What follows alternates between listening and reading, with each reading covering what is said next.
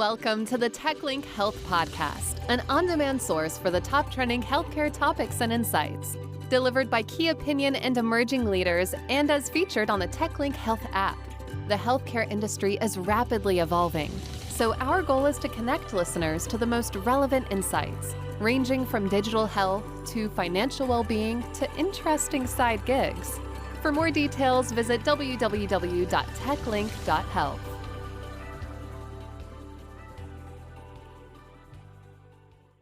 Well, hello, everyone, and welcome back to the TechLink Health Podcast. I am Justine Reese, and today's episode focuses on aging care tech and innovation alongside initiatives focused on operational efficiencies and workforce engagement within the aging care space. As with many new technologies and workforce initiatives, there's challenges and, of course, opportunities. There's data considerations such as ownership, privacy, and interoperability. And on the workforce engagement side, there's considerations tied to the future of work, such as education and training alongside the move towards a skill-based model. This episode digs deep into those topics and more. And I am absolutely thrilled. This episode's guest today, Tammy York-Day, President and CEO of CEOC, an organization focused on initiating aging innovation. The mission of CEOC is focused on fostering collaboration and facilitating resources for everything aging, and from game-changing ideas and startups to mature operations and products. CEOC is also the parent company for Aging 2.0, a global platform for innovation in aging. Well, it goes without saying that Tammy has a wide range of perspectives when it comes to aging innovation, and we look forward to getting her perspective. So without further delay, we are so excited to welcome you, Tammy, to the podcast. Thank you so much for joining us today. Thank you, Justine. Yeah, I'm really excited to have this conversation. I mean, Me too. It's been a long time coming. Yes, absolutely. So why don't you give our listeners some background in your own words? Take a moment to introduce yourself with a little more detail and tell us about your journey into this aging innovation space. Absolutely. When I was approached about this position with this new council, and I was approached back in 2017, I was currently COO at Delta Dental, and my background in healthcare had been more in the dental space on the payer side. But I was so intrigued because this organization, who was really convened by David Jones Sr., who was co-founder of Humana, who was an amazing human being. And he said, when we're looking at the challenges that we're facing with an aging nation and the demographic that are associated with that, combined with this, what ended up being an organic concentration of companies focused on aging care, the entire continuum here in Louisville, Kentucky, we all need to be in the same room talking about this, looking at how we solve for this instead of our individual efforts, more it's better with the sum of all the companies. And so I was so intrigued. Brand new organization. There was nothing that I saw that existed like it in the nation. My experience as COO, I started in sales and marketing, moved over to operations, had both under the reign, and had a really unique experience that assisted as we moved forward and decided to engage and become the inaugural CEO of the organization. Amazing. And of course, I got to witness that transition that you went through, which was very exciting. And I don't know if a lot of people know across the country, across the nation, how pivotal Louisville is as a healthcare hub. Yeah, Justine, that's exactly right. One of our side missions is to make it not a secret. Everybody says, and people that come to Louisville fall in love with Louisville. Louisville's a great place to live. And jokingly, even with some of our board members, people say, oh, we thought it would be a 2-year stopover, and then we wake up 20 years later, and here we are. But we're Midwest a little bit in our outlook, and they all just do the work and don't talk about it. We really want everyone to understand what we have here and why we are the epicenter for aging innovation. I think that's great. And that's one of the reasons we're doing this podcast, get the word out today. So the last few years have really been pivotal in healthcare. And as we start to move away from the pandemic and focus on challenges of the future, such as future of work and healthcare, workforce, challenges in so many parts of the country. A point of view that's been at the core of TechLink Health and more recently become a focus of CEOC. So let's dig into these topics. Tell us more about what's going on here as we start to focus on creating a stronger healthcare workforce. How does the healthcare workforce crisis in states like Kentucky and others differ from other parts of the country? What's the difference and what are the similarities? And how can we leverage what you guys are doing across the board? Justine, you really can't talk about aging and aging care and aging innovation without tying that to workforce. During the pandemic, what an acute example of what an overburdened healthcare system looks like and the inability to care effectively for our aging. And when you look at the demographics, by 2032, for the first time in our history, we'll have more people over 65 than under 18, literally for the first time in our nation's history. Those demographics, it's just not sustainable in our current form. And I think we really saw and experienced that during the pandemic. One of the silver linings, and as tragic as the pandemic, is that it accelerated the conversation, the need, and spotlighted challenges we have in workforce, in health equity, in how we approach better health outcomes and our focus. And so that's why we get excited. We are comprised, our organization, of 15 member companies that represent healthcare from the time you have an event and enter the hospital through end of life. The whole continuum of care are represented. Only the CEO of the organization serves on our board of directors. And having those CEOs all in the same room saying, how can we leverage our strengths and move forward the initiatives to solve and have a better future for better health outcomes for workforce, for all the needs, is where we focus, and innovation is the key to that. So that is the whole premise. There are so many pieces to this. When we started this journey, it was, what is that road? Our group put together the strategic priorities for the next 5 years, and that's how we focused on our forward movement. Things also, as you referenced, like engaging a strategic partner and acquiring Aging 2.0. They built from the bottom up when you look at it from innovation and that kind of grassroots, and we built from the top down with the CEOs in industry. And so that loop is critically important. It's having the good fortune to have witnessed, I got to attend Optimize last year, and I had no idea what I was getting into. I was thinking I was coming to a senior care conference, talking with doctors and nurses, and this whole concept of workforce and diversity, equity in the workforce was amazing to me. What is going on in Louisville with some of the organizations that are really digging in and educating people to get them into the workforce. Can you talk a little bit more about that? Absolutely. When we built this initiative, first thing we did was build what we call our innovation engine. You know, so many times we train people, we spend an incredible amount of money solving for so many things, but we do it in a vacuum. We knew when we're talking about and tackling something like workforce, instead of training and guessing what corporate industry and what the needs are, and then bringing these trained workers to the organization and saying, hire them, it was engaging industry on the front end. So that's what we do on everything. We do discovery into what the needs are. Workforce is our focus this year, and operational efficiency. But any gap, when you look at caregiver, when you look at social determinants of health, really doing that deep dive into our 15 member companies, understanding what works, what doesn't, where there are gaps.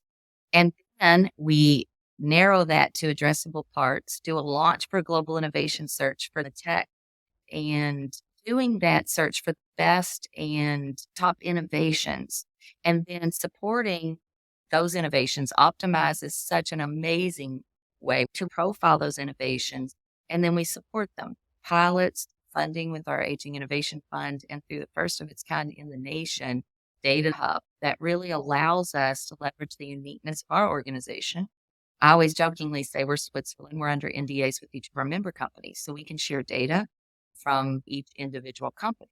That's a super quick summary, but I get really excited as we've moved forward and we've had the successful pilot with innovators that have been launched in our member companies, data that supports it.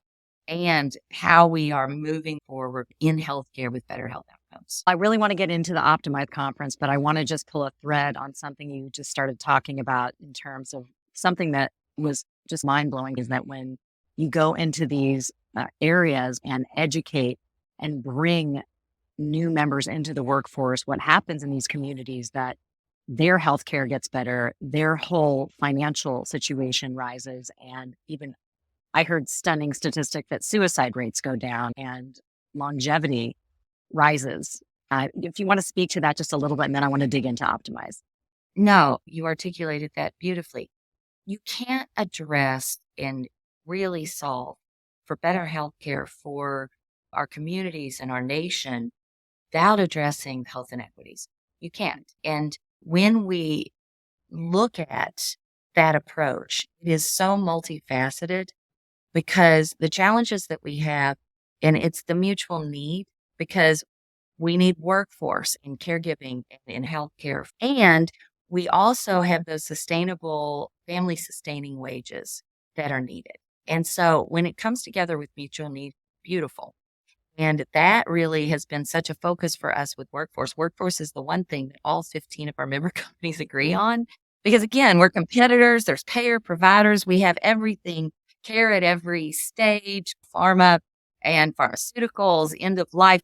We have it all represented on the council. But with workforce, that is our best opportunity to change the future of our nation in healthcare for those better health outcomes and to lift up our communities, not just here in Louisville. Louisville's the perfect place. Pilots, we're large enough to be meaningful and viable, but small enough to be manageable. And geography and demographics, everything we do has to be able to be expanded and duplicated on a national and then in a global way. Yeah, it's incredible to see the systems that are being created. And in thinking about the future, Tammy, how will the CEOC continue to evolve, would you say, in the next 5 to 10 years? So let's say in 2030, right, in an ideal scenario, what can we expect? What can we look forward to? Where's the vision going?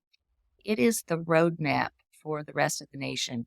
It's dual mission. It's to take these member companies and the community and the PPPs, public-private partnerships, that tie together industry, community, policy, all of it, and have that be the roadmap for accomplishing that and providing those better health outcomes, solving for health inequities for a new future. We've spent 5 years laying the groundwork and the tools for that, and now we're launching and realizing some of the gains with that. So coming to CEOC, be that thought leadership and to provide that infrastructure for how we do that and expand it and it mushrooms out is how I see it in the future. And so that's why we get excited. When we launched things like our Health Career Lab, we went from an organization with seed capital from our member company, small seed capital, to a thriving, larger organization, passing our first House bill, which now has a national sponsor, House Bill 2, established a healthcare education fund. Again, public dollars and industry and marrying those two. And innovators, when you look at that circle, that's in the future. Our Health Career Lab will be the national model. This is to address health equities. It was funded with a $40 million grant from ARC funds, very specific to the work that we do. We brought together a coalition of partners. And those are the way when you take and you really tie together corporates, community, legislators, and policy with that human element always at the center.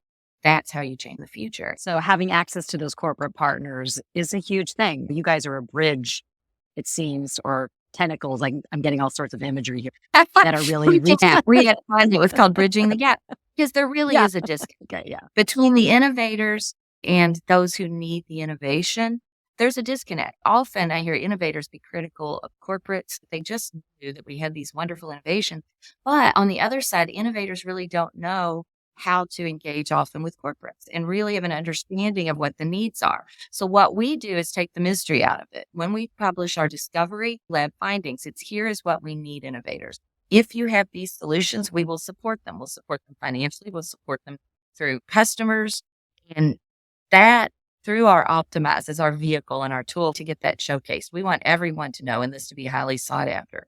We've had success at every stage of engagement from systems, what we call systems pilots that we lead across multiple of our organizations, to connection and adoption from the innovations profiled by our member companies to funding. We've done press releases in the last couple of weeks, even that one of our member companies funded an innovation into $1 million investment. And even those who we have a 1 minute where you can stand up and talk about your innovation. And because we do have the heavy engagement from industry and corporate, we take the mystery out of what innovation is needed. We go look for the best in class with the innovation, and then we facilitate and structure that connection. It really worked because coming and really seeing this global mission was amazing. So let's talk about Optimize. Let's talk about how many years it's been around and more about the evolution of it. And also along these lines, the conference has been tied to global innovation search for innovators to showcase solutions. And in the past, there's been a focus on technical innovations connected to themes such as interoperability.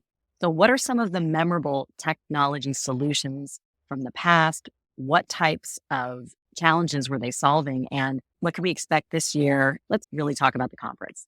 Absolutely. So Aging 2.0 Optimize was the original and largest convener of those in this aging innovation space. The co-founders, Katie Fight, Dr. Stephen Johnson, really had that vision and then brought in the incredible Arnie Whitman. These three were the lifeblood with Aging 2.0. We got engaged with Aging 2.0 because they launched our original global innovation searches. It started with a call. I called Katie and said, you all are focused in this space. You need to be here. And so they launched our first global innovation searches. The Optimize conference really was the largest convener and focused on innovation, conversation across the nation, 130 plus chapters on 6 continents, 30 countries. And so each kind of chapter has their focus. There are some that are provider focused, some that are tech innovation focused, some that are more industry focused. And so bringing everybody together and really centering on capital is where our focus is. When we look at Optimize, being that connector to the funding and those needs. If you're an innovator in this space, you want to be at Optimize because that is where our focus is. We brought Optimize back. Last year was our first in Louisville, Kentucky. They were switching venue in 2019, then the pandemic hit in 2020. And so we were so excited to be able to be back together for our inaugural in Louisville last year. And it really is that mix. People, again, try to pigeonhole into what they understand. And sometimes we hear, oh, you all are just healthcare. And I jokingly say, show me something that isn't healthcare. Is it Uber? Is it Amazon? Is it UPS? Is it, because these are all organizations who have major healthcare units in place now because of it. But Tammy, like people don't know that. I remember we talked about that. That shocked me. I'm like, Amazon's in the healthcare game. I did not know that. And the knowledge and all of the information you're bringing out in the infrastructure and how you're changing it. It's really incredible when you're there and you can see the activations that are happening. I'd love to hear a little bit more about some of the organizations they're doing things in the arts and they're also doing things in healthcare. And it's incredible to see the combination come forth. When we really look at it, and we've used buzzwords for so long, or phrases like value-based care or better health outcomes, really how we're seeing that manifest and where we're so excited about the opportunity to have the conversations at Optimize, to publish the findings from some of those past innovators that we've talked about. We're seeing that healthcare, there's not one approach. It's really getting to the root of the root. When we look at why somebody has readmittance in 30 days for the same diagnosis, is it because they don't have transportation? We're throwing incredible money at things like that. Or is it because they're depressed and they're not keeping their appointments? And how can things like the arts assist with that when we're looking at the more traditional focuses? Innovation has a whole new meaning in today's world. And I think that we're experiencing that, seeing that when we look at, again, terms like remote patient monitoring. What does that mean? How can we leverage smart homes? And is there a tie that can be meaningful? While we're looking at also the more traditional optimizing workforce, and where does technology align with the human element. These are the conversations. These are the things that we have the top minds in the world engaged with at Optimus. So that's where I think everybody gets excited. We knew last year that we were onto something and really had a successful model when after 2 days of the conference, energy kept increasing instead of decreasing. You wanted to get there. You wanted to be a part of the conversations. You did not want to miss a thing. There was, in fact, so much going on. I think it was hard to figure out where to go. And how's the structure of the conference going to change this year? And I'm also really curious about some of the speakers that you have, if there's anything you want to tell us about what we can expect at this year's conference. Oh, yes, absolutely. And the structure, one of the things that we got strongly as feedback last year was we want even more time to connect and have certain topic areas, innovator to innovator, providers, and that connection. We were heavy content last year, and we have an amazing lineup, of speakers and engagement. We're talking about how you structure something. How can you do your own version of an innovation engine and really get to that focus? Incredible speakers. We have our board members in the past. We've had Bruce Broussard, Randy Bufford, who was founder of Trilogy, our innovation committee here, the C-levels, who are the chief strategy officers, the chief innovation officers, the chief medical officers, those who are looking for the innovations as part of the conversation, and then those who are real disruptors with the innovation. And we get so excited to foster those conversations, how we realign the system to really be that value-based system. And so that the ROI, when we're looking at innovation, so much is abandoned at a provider level because the payers reap the benefit. The ROI, payers pay for it. They don't have the access that providers do.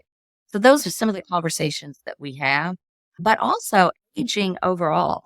There is, again, healthcare and aging. We're a healthcare council, but Aging 2.0 is an aging organization. So it's not just healthcare, but I think I might even do a fun challenge to come up with something in aging that isn't healthcare related in today's. See if you can do that. Yes. And mentioned one of our CareTech winners who received $1 million investment from Randy Bufford, founder of Trilogy. Familio was launched in pilot and then launched across the nation in Signature Healthcare and Trilogy. We're doing a home hero pilot currently, which was our inaugural CareTech winner with Bright Spring, an amazing organization. These are just a few of the examples. Talk about the CareTech competition, if you will, the Shark Tank-esque thing that you guys put into place and some of the competitors that were there last year. I don't know if you can talk about what's coming this year, but that was really a way to push the needle forward on amazing tech. And talk a little bit about the winners, a little bit more about what they do and why they won last year. Absolutely. When I reference, we publish a report each year on our topic area. This is that report. And then that launches our global innovation search to say, innovators, if you have this innovation, we want to know about it. And so we go through a process with our innovation committee.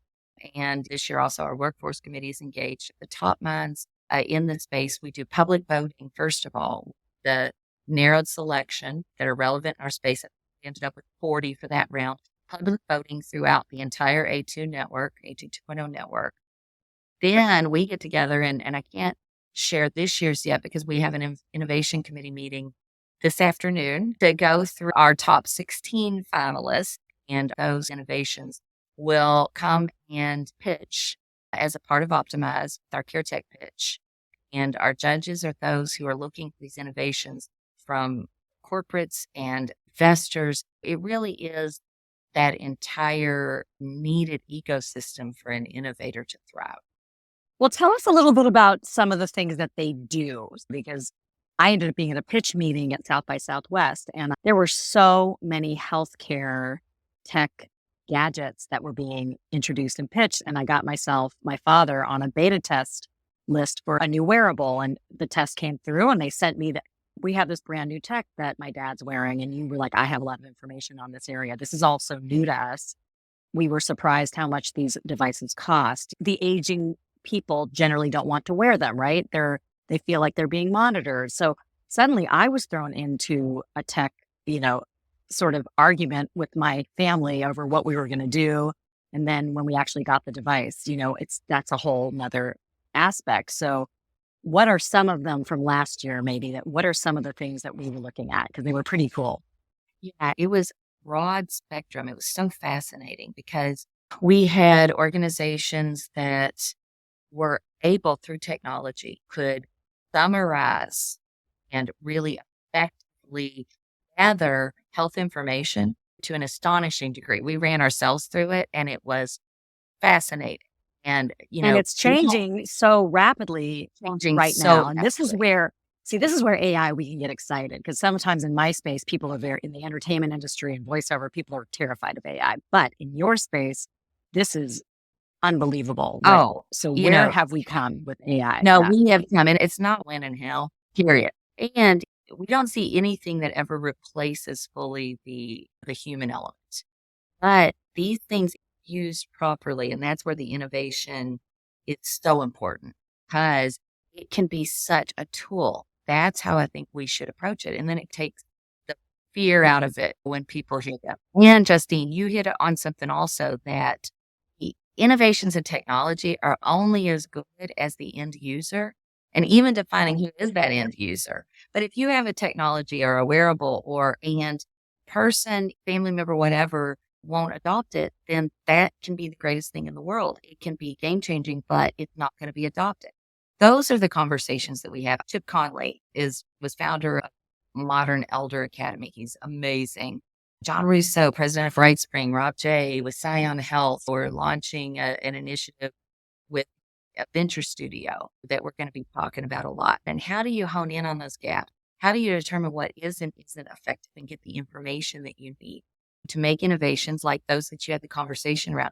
How do you also educate people about what's available? It is so hard and confusing. These are all things that, we are simplifying, laying down kind of the data-driven evidence for that innovation and that technology across multiple stakeholder groups.